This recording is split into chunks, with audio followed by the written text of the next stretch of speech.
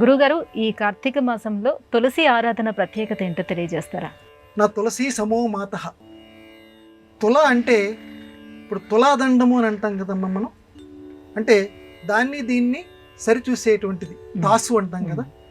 అట్లాగా మన యొక్క పాప పుణ్యాల్ని తుల చూస్తుందట, తులాదండంలాగా.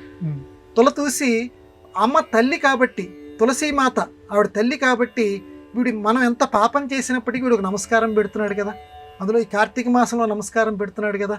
విష్ణుమూర్తి దగ్గర నన్ను పొగుడుతున్నాడు కదా, నాకు పూజ చేస్తున్నాడు కదా, నా దగ్గర ఒక దీపం వెలిగిస్తున్నాడు కదా అని చెప్పి ఆ తులసీమాత మన పాపం ఎక్కువగా ఉన్నా సరే ఆ పాపాన్ని పక్కకు తొలగించేసేస్తుందట.